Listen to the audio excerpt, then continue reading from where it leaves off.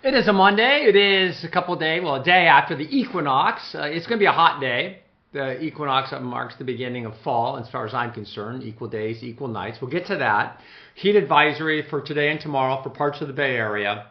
I haven't seen a spare the air day today, but we could see one tomorrow. There is fog at the coast. There'll be some clearing over the next couple of days, and it is absolutely starting to feel a lot like fall around here. So as we start out here, let's kind of move on with the equinox story. It happened on Sunday. The sun's subsolar point, the direct rays of the sun, directly over the equator. So when the sun, as the Earth rotates around, when you can see it here, let me pull in my graphics. Earth's going, here we are right now at the autumnal equinox. Yeah, the thing to note here is that, well, let's note it later because it's confusing. So anyway, so then right there, the sun, this half of the hemisphere, these hemispheres are facing the sun directly. The sun's subsolar point is directly at the equator. So it's essentially illuminating the Earth equally, essentially, not exactly. So now we're moving towards, obviously days getting shorter, and we're moving towards the winter solstice. Now this is where this tilt, see the axis of the Earth right here, that's tilted?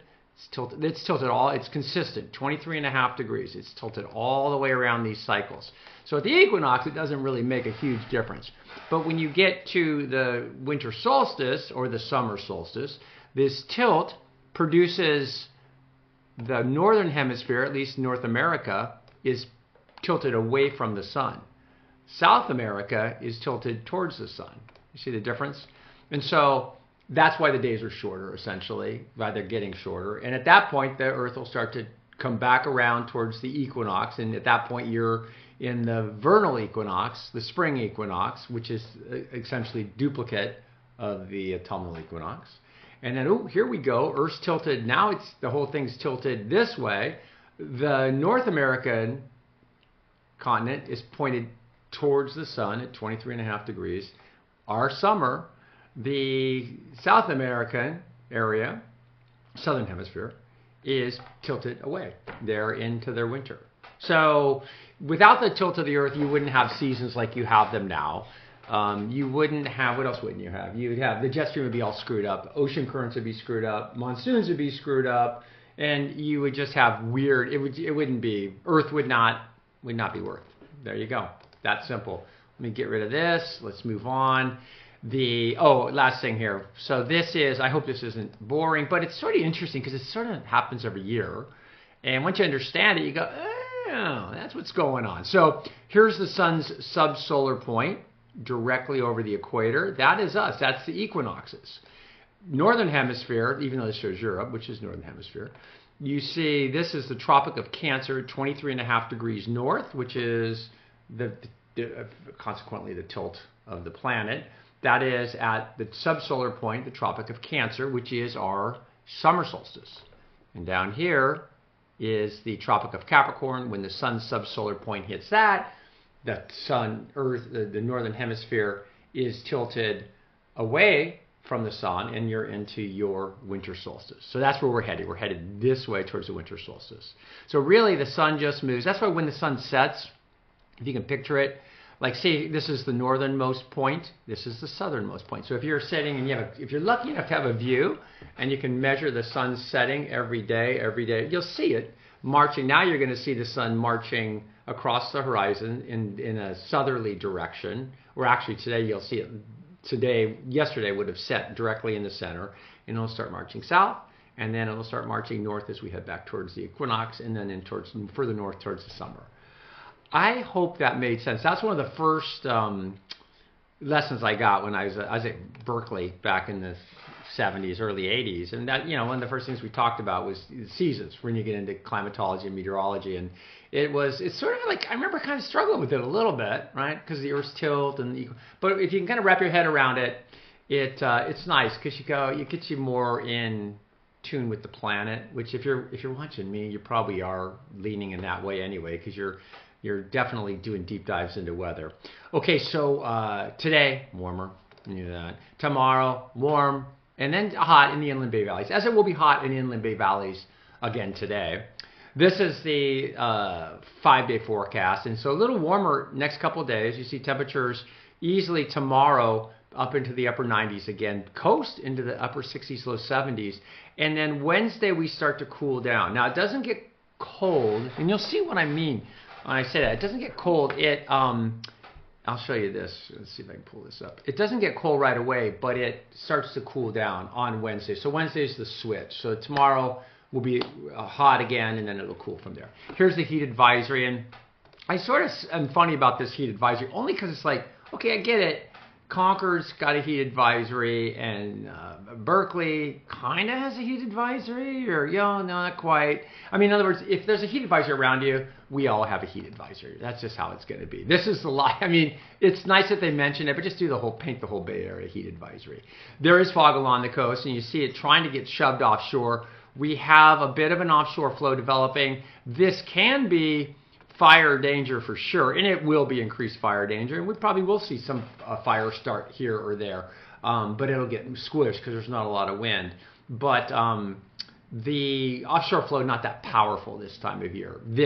With this pattern, this is the pattern that will get you high fire danger, but the pressure gradients are not sufficiently strong enough to deliver a big, strong, gnarly offshore flow, which is great. We probably are going to see that. I'll show you in the model. There's a couple of spots I'm looking at in the GFS. It's coming up in a couple of graphics that we do see a return to some, I think, potential for some strong offshore winds, which is super age appropriate or season appropriate for the Bay Area for this time of year. I love this shot. Sutro Tower.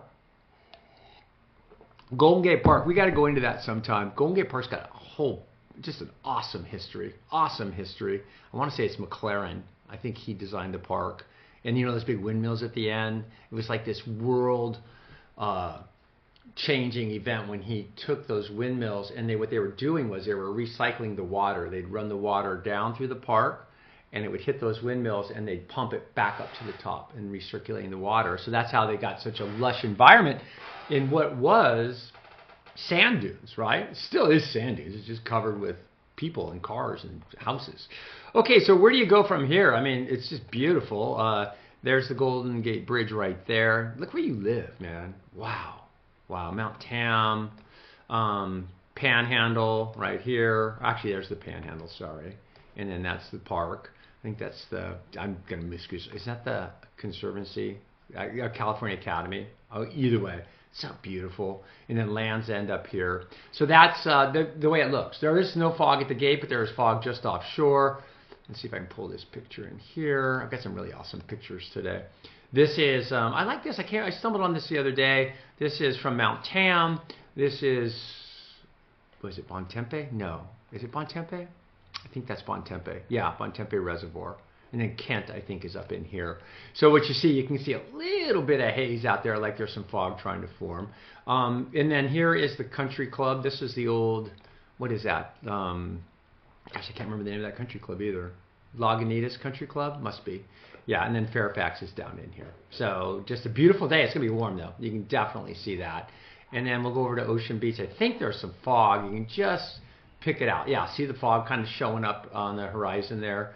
Some surf this morning. And it's that time of year, the pressure gradients are dying down, and so you're starting to see less wind. This is interesting. This is Stetson Beach. Now, this is on a Surfline camera. Now, I don't remember Surfline having a camera at Stetson Beach. I almost feel like they just put it up in the last few weeks or in the last couple of days. But you can see schools. I mean, this is Stetson, and the fog's not getting in there. You do see fog offshore. If you look, you see that haze.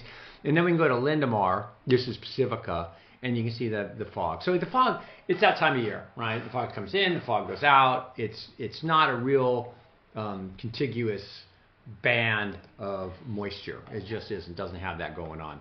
Okay, so what I want to show you here. Let's see.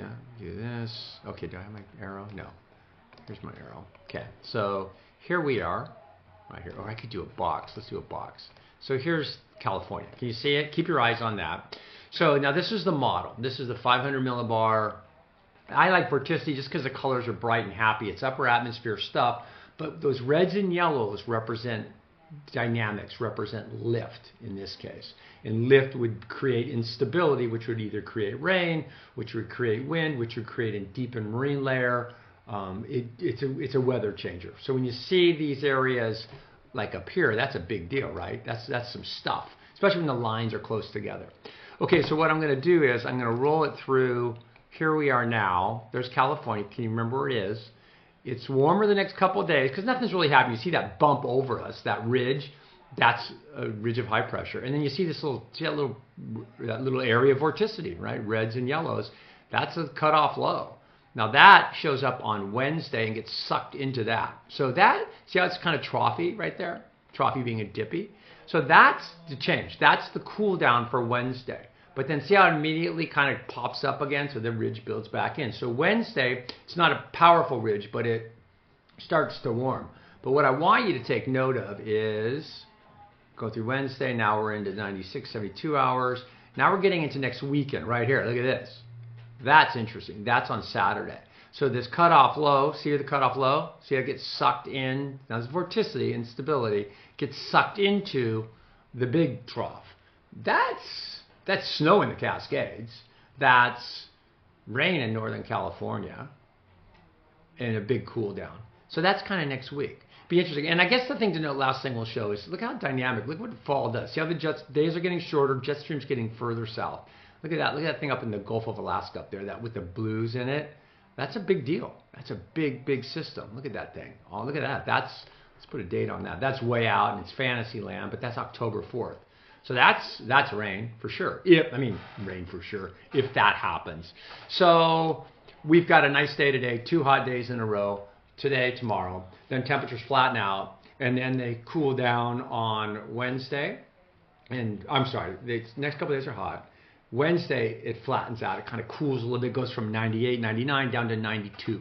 And it hovers there until Sunday, and that deal gets together that I showed you, which would indicate some significant cooling, certainly. I don't know about rain. So there you go. There's the forecast. I hope you're having a good day, and I'll see you back here tomorrow.